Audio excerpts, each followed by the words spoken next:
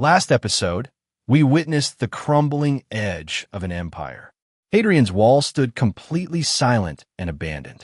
The last Roman legions boarded their grand ships. They sailed away into the cold gray mists. Britain was left entirely to its own fate. The complex Roman infrastructure dissolved almost overnight. Bustling cities like Londinium became quiet ghost towns. Fierce northern Picts easily poured over the barrier.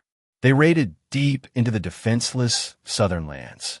Civilization fell rapidly into a dark, chaotic age. Local warlords fought bitterly for remaining scraps. No central army protected the vulnerable farming communities. People looked out at the empty, dangerous seas. They prayed desperately for safety and survival. A new, massive threat was rapidly approaching. We're doing a comprehensive series on the grand history of Britain, covering everything from mud villages to fractured kingdoms. New episodes will drop every single week, so make sure to like this video and subscribe to the channel so you never miss an update. With the Roman legions gone, the desperate British leaders faced relentless destruction from the northern Pictish tribes. A prominent British ruler named Vortigern made a fateful decision that would change the island's history forever. He decided to invite foreign mercenaries from continental Europe to help defend his fracturing territories against the raiders. Two legendary Germanic brothers named Hengist and Horsa arrived on the shores with boatloads of fierce warriors.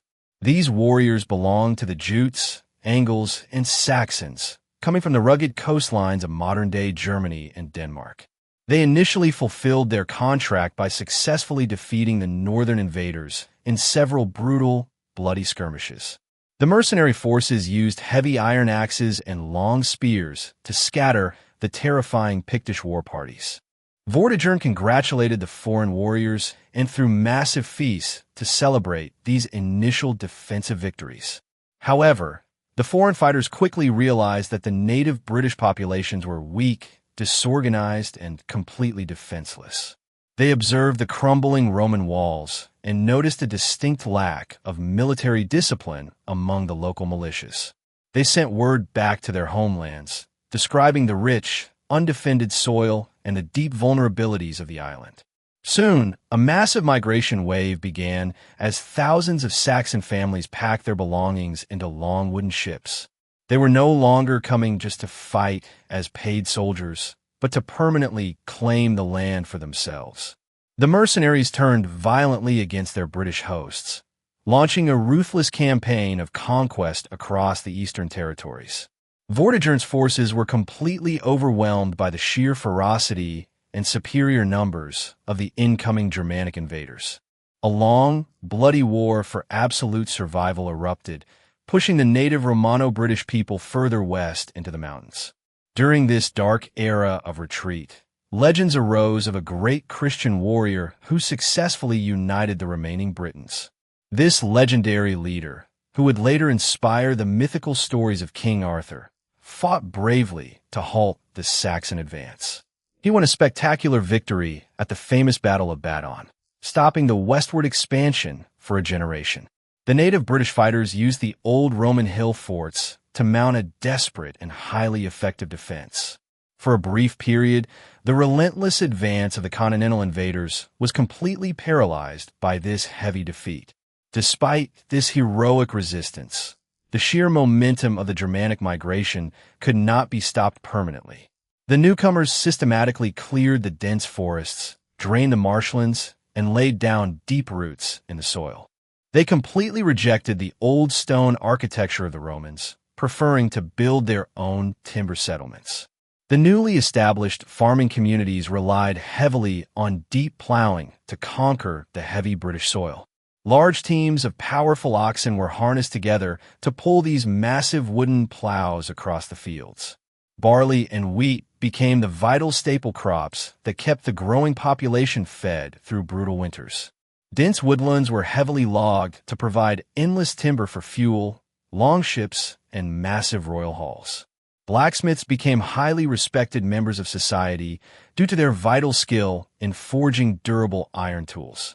If you are enjoying this historical journey so far, please take a quick moment to like this video and subscribe to our channel. The Old Latin language and Christian religion were aggressively pushed out by the pagan culture of the invaders. They worshipped ancient gods like Woden and Thor, renaming the days of the week after their own deities. The native British tongue was replaced by Old English, a Germanic language that forms the foundation of modern speech. The island was fundamentally transformed as the old Romano-British culture was almost entirely erased from the East. Over the next 2 centuries, the various Germanic factions established dozens of small, competing tribal territories. Through decades of brutal warfare, shifting alliances, and territorial consolidation, 7 major kingdoms gradually emerged. This new, deeply fractured political landscape became known to future historians as the Grand Anglo-Saxon Heptarchy. In the south, the powerful Saxon kingdoms of Wessex, Sussex, and Essex were firmly established by elite warlords. To the east, the Jutes founded the wealthy Kingdom of Kent, which controlled vital trade routes with the continent. The central part of the island was dominated by Mercia, a massive kingdom that grew rich from vast agricultural lands. In the east, the Angles settled the kingdom of East Anglia, developing unique art styles and deep tribal traditions. Far to the north, the powerful kingdom of Northumbria stretched across rugged hills, ruling from massive coastal strongholds. These 7 independent kingdoms were constantly locked in a vicious, never-ending cycle of bloody conflict for supreme dominance. The most powerful king among them would claim the prestigious title of Bretwalda, meaning the wide ruler of Britain. This title was never permanent, passing from one ambitious warlord to another through the sharp edge of the sword. The borders of the Heptarchy shifted constantly as armies marched across the countryside to burn rival villages. In times of war, every free landowner was expected to answer the king's direct call to military service. This temporary citizen army, known as the FYRD, formed the bloody backbone of the Anglo-Saxon shield walls. Elite royal bodyguards wore gleaming helmets adorned with fierce boar crests to intimidate their frightened enemies. Long, deadly swords were extremely rare and expensive, passed down through generations as sacred family heirlooms. Most ordinary farmers simply fought with thick ash spears and round wooden shields reinforced with iron bosses. Small border settlements were routinely destroyed and rebuilt as different kings claimed supremacy over the fertile river valleys. A defeated kingdom would often be forced to pay heavy tribute in cattle, grain, and precious metals to the victor. Despite the continuous warfare, the Anglo-Saxons developed a highly sophisticated culture centered around grand communal halls. Warriors gathered in these smoky wooden halls to drink mead, celebrate victories, and listen to traveling bards. The bards sang epic poems like Beowulf, preserving the heroic values of courage, absolute loyalty, and fatalistic bravery. A major cultural shift occurred in the late 6th century when Christian missionaries arrived from Rome and Ireland. A monk named Augustine traveled to Kent, successfully converting the local king and establishing a new cathedral.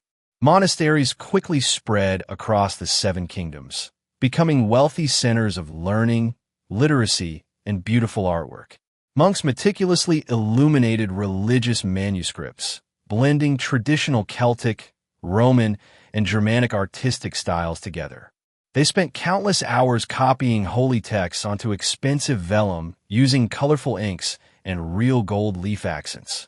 These quiet sanctuaries became the sole repositories of history, science, and literature during a violent and chaotic age. The adoption of Christianity helped bring a fragile sense of shared identity to the violently fractured Heptarchy. It also reopened vital trade routes with continental Europe, allowing luxury goods and foreign ideas to return. Kings began to write down formal laws for the very first time, heavily inspired by old Roman legal traditions. However, the introduction of the new religion did nothing to stop the fierce political rivalries between the kingdoms. Mercia and Northumbria fought several devastating wars for control of the valuable central trade networks and river valleys. Wessex slowly gathered its strength in the south, quietly preparing to challenge the dominant northern powers. By the late 8th century, the fractured kingdoms had achieved a delicate, uneasy balance of political power. The Anglo-Saxons had successfully built a new society from the ruined ashes of the old Roman province. They had developed thriving market towns, complex legal codes, and beautiful monastic sanctuaries across the entire landscape. They had no idea that their hard-won stability was about to be utterly shattered by a completely unexpected enemy. A new, terrifying threat was growing across the northern sea, preparing to unleash absolute fury upon the island. Next week on our channel, the true terror from the sea arrives as we witness the fury of the Northmen. We will follow the first terrifying Viking raids on the wealthy, completely defenseless monastery of Lindisfarne. Get ready to see the massive invasion of the great heathen army and the total conquest of the Danelaw. You will discover how the fractured Anglo-Saxon kingdoms faced complete annihilation at the hands of pagan warriors. If you enjoyed this animated journey through migrating tribes and fractured kingdoms, hit that like button right now to show your support. Make sure to subscribe to our channel, Stickman Chronicles, so you're first in line when the next episode drops. Thank you for watching. Keep exploring the past, and we will see you right here next week for the ultimate showdown.